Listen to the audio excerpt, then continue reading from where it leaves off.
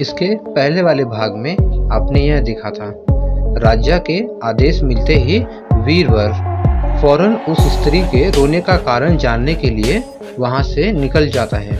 अब आगे। वह स्त्री सिर से पांव तक गहनों से लदी हुई थी। वह कभी नाचती, कभी कूदती और कभी सिर पीट पीट कर रोती। यह सब देख वीरवर उस स्त्री के पास गया। उसने स्त्री के ऐसा करने के पीछे का कारण पूछा। वीरवर के पूछने पर स्त्री बोली, मैं राजलक्ष्मी हूँ। रोती ही इसलिए हूँ कि राजा रूपसेन की जल्द ही मौत होने वाली है। उनकी कुंडली में अकाल मृत्यु लिखी है। अब उनके जैसा न्याय प्रिय और कुशल राजा चला जाएगा तो मुझे किसी और के अधिकार में रहना पड़ेगा।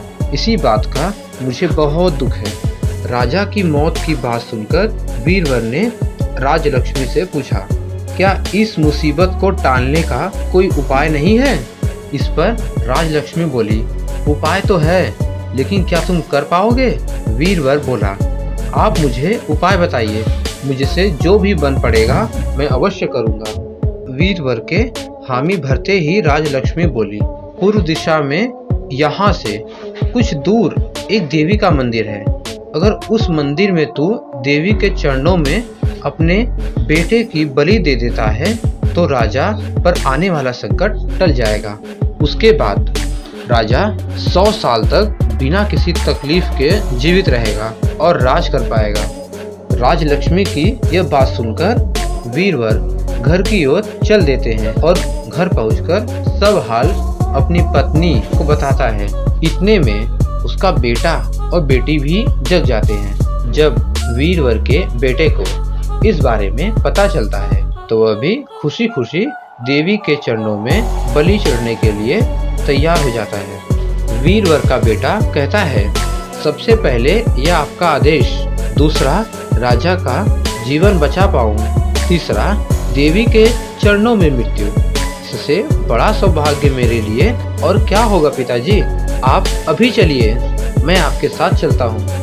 बेटे की यह बात सुनकर वीरवर अपने पूरे परिवार को साथ लेते हैं और देवी के मंदिर पहुँच जाता है।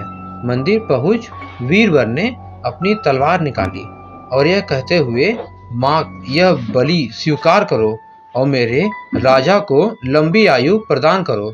बेटे का सिर धड़ से अलग कर दिया। भाई की मौत पर वीरवर की पुत्री भी माता के चरणों में सिर पटक कर अपनी जान दे देती है। पुत्र और बेटी दोनों के मर जाने पर वीरवर की पत्नी कहती है, पुत्र और पुत्री दोनों को खोने के बाद मैं भी जीना नहीं चाहती। इतना कहते हुए वीरवर की पत्नी वीरवर के हाथों से तलवार छीनकर अपना शीश माता के चरणों में चढ़ा देती है। पत्नी की मृत्यु के बाद अब वीरवर सोचते हैं कि मैं अपने परिवार में अकेला रह गया हूँ, तो फिर मेरे जीने का भी क्या फायदा। यह सोचते हुए सामने पड़ी तलवार से वो खुद को भी खत्म कर लेता है। जब इस बारे में राजा रूपसेन को मालूम हुआ तो वह मंदिर पहुँचे और सारा नज़ारा देख बहुत दुखी हुए। उन्होंने सोचा कि मेरी जान बचाने के लिए 4 लोगों ने अपनी जिंदगी गंवा दी। ऐसे में धिक्कार है मेरे राजा होने पर। ऐसे जीवन का मैं क्या करूंगा? बस यही सोचकर राजा अपनी तलवार खींच लेता है और अपनी तलवार से अपनी गर्दन काटने जा ही रहा था कि तभी अचानक वहां देवी प्रकट हो जाती है। देवी कहती है, राजन, मैं तेरी साहस से प्रसन्न हूँ। तू जो भी वर मांगेगा तुझे वह हासिल हो जाएगा। देवी की यह बात सुन राजा कहता है, देवी, आप वीरवर और उसके परिवार को जिंदा कर दो। देवी तुरंत वीरवर और उसके पूरे परिवार को दोबारा जिंदा कर देती हैं। इतना कहकर बेताल बोला, बताओ विक्रम, इन सब में सबसे बड़ा बलिदान किसका था? विक्रम बोला, बेताल, सबसे बड़ा बलिदान राजा का होगा। बेताल ने पूछा, वो क्यों? विक्रम बोला, सुनो, पिता की आज्ञा का पालन करना पुत्र का धर्म है। सेवक का अपने राजा के लिए अपने प्राण देना उसका कर्म है। वहीं अगर राजा अपने सेवक के लिए अपनी जान देते तो वह बड़ी बात है। इसीलिए राजा का बलिदान ही सबसे बड़ा हुआ। विक्रम से यह जवाब पाकर बेताल कहता है, बहुत खूब विक्रम, तूने सही जवाब दिया। लेकिन तू भूल गया, मैंने कहा था कि तू बोला मैं चला। इतना कहकर बेताल फिर वही पेड़ पर जाकर उल्टा लटक जाता है।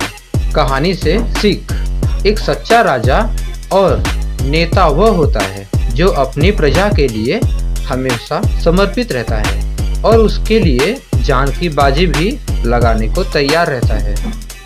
धन्यवाद।